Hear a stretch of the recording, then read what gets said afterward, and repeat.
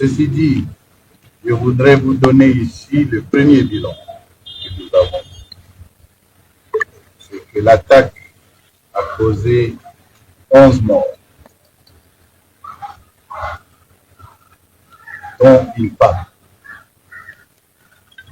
Et les vérifications sont à court. L'auteur de l'attaque lui-même ferait partie de ces morts. Il y a 65 blessés, dont 6 graves, qui sont présentement pris en charge en bloc opératoire.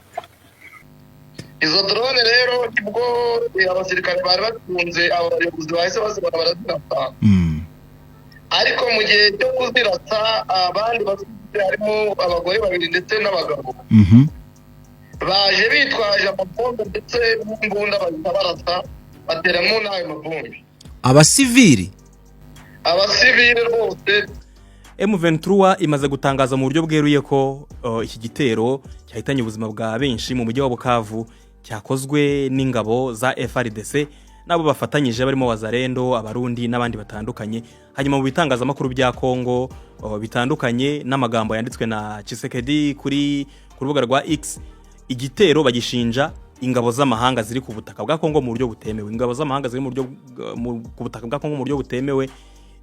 Ubutegetsi bwa Kongo buvuga yuko ari M23 bakayishinja kwifatanyije n'u Rwanda mu kubagabaho ibitero.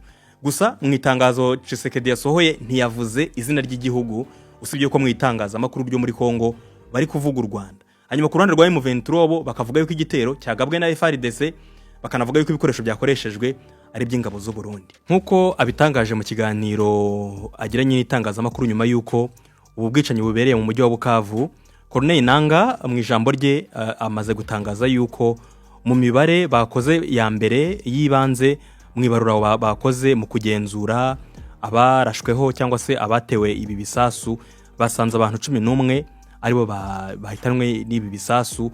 Hanyuma barenga 65 bakomeretse, hanyuma 36 muri bo bakomeretse mu buryo bukomeye cyane. Ubu ngubu bari kwitabwaho mu bitaro bikuru bya Bukavu. M23 mu ikintu gikomeye imaze gutangaza none ahangaha nuko abiyahuzi cyangwa se abagabye iki gitero ku baturage bagera kuri 2 ubu ngubu yamaze kubafata. 2 bafashwe ndetse yabatwaye ahantu hihariye kugira ngo ijye kubakoraho iperereza ry'ibanze cyangwa se rikomeye kugira ngo banasobanure banavuge uko ibi bitero byakozwe. Muri iri tangazo rikomeza rivuga ngo turashinja kandi twamaganye cyane ubutegetsi bw'ubugizi bwa nabi bwa Kinshasa nyuma yo gutanga ubutumwa bw'iterabwoba ku mbuga nkoranyambaga ndetse no kuri groupe ya WhatsApp y'uwahoze ari guverineri Purusi ku munsi w'ejo ku wa gatatu tariki 26 Gashyantare 2025. Iri tangazo gakomeza rivuga yuko ubutegetsi nyine bwa Kinshasa bumaze gushyira mu bikorwa gahunda yabwo yo kwica abaturage. Iri tangazo rikomeza rivuga ko icyemezo cyo kwica abaturage ba Bukavu cyatanzwe na Perezida Tshisekedi Chirombo nyuma y'inama na guverineri we wa nyuma wirukanwe i Bukavu. Murabyibuka ku munsi w'ejo guverineri wa Kivu y'Amajyepfo yagiye mu Kinshasa kubonana na Perezida Tshisekedi bagirana inama ndetse amutegeka ko ibiro bigomba kuva i Bukavu bikimukira Uvira. Muri iri tangazo bakomeza bavuga yuko iki gitero cyahitanye abantu benshi barimo n'abaterabwoba cyangwa se b'abateroriste bagikoze, bamwe bo baturutse Kinshasa, abandi barakomereka. 2 muri bo babandi bakoze iterabwoba cyangwa bakoze bateye ari amagrenade cyangwa amabombe bafashwe na service za M23 cyangwa se n'ingabo za M23 kugeza ubu ngubu ndetse batangiye gukorwa iperereza mu buryo burambuye. Iki gikorwa cy'ubugwari n'ubugome ntikizihanganirwa kandi kigomba kugira inkurikizi. Mu by'ukuri iri tangazo rya M23 nicyo rivuga. M23 kandi ikomeza ihamagarira imiryango mpuzamahanga yaba ONU ndetse n'umuryango w'ibihugu bigeze ubumwe bw'Uburayi n'umuryango East African Community, SADC, African Union n'indi itandukanye kureba iki gikorwa ndetse bakagifata nkaho kigamije nabi kandi ko ari ubutegetsi bwa Kinshasa bwagiteguye. Mu by'ukuri nubwo mu minsi yashize M23 ivuga ko ariyo bagiye bashinja ubugizi bwa nabi no kwica abaturage.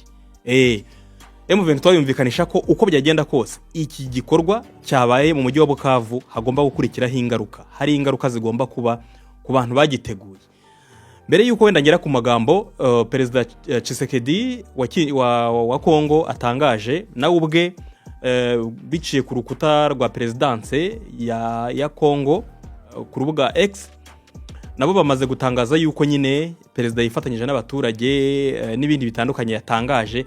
Reka mbanze gato mbibutse wenda cyangwa se mbasangize amakuru amwe ahari ku buryo iki gikorwa cyakozwe.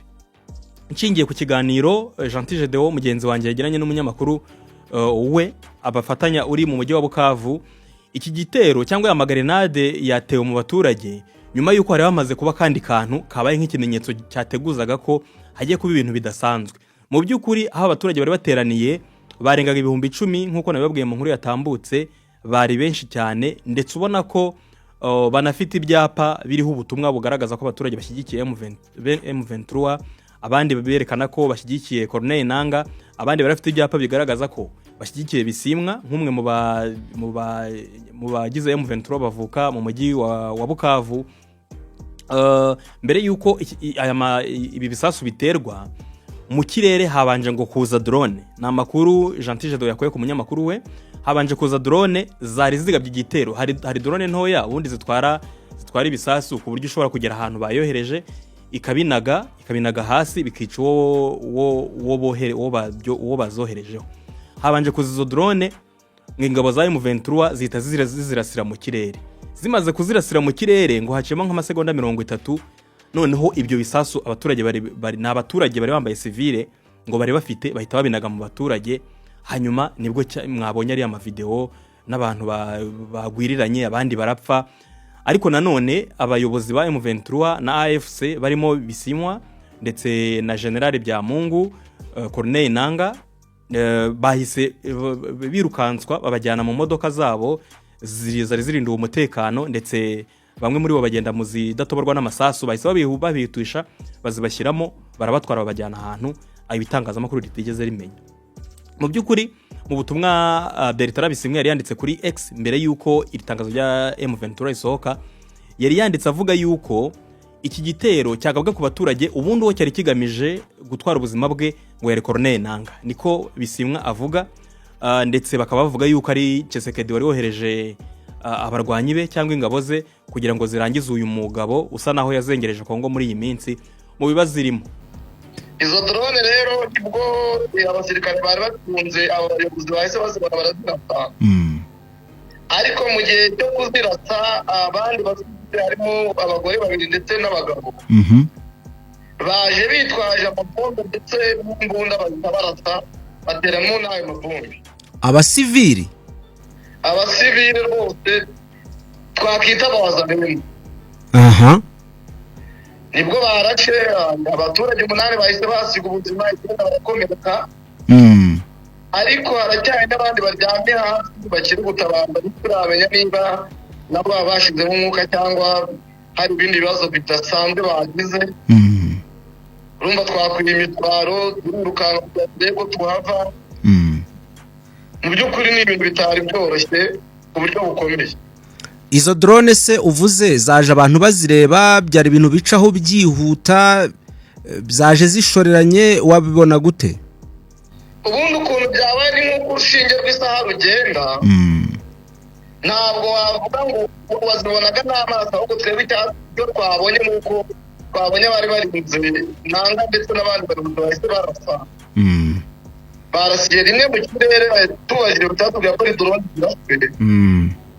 Abo baturage bandi bari banyuze ku butaka rero batwaye amabombe nabo nuko twabonye barimo bahangana n'inzego z'umutekano kugira ngo babashe gukemura ibibazo by'umutekano muke byari bihari.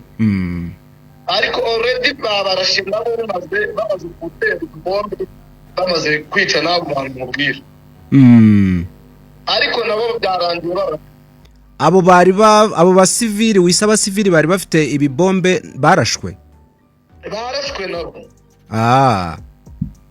Ariko ntabwo biramenyekana urumva ari 23 mu gihe hanganaga no kugira ngo ikura abayobozi mu kibuga.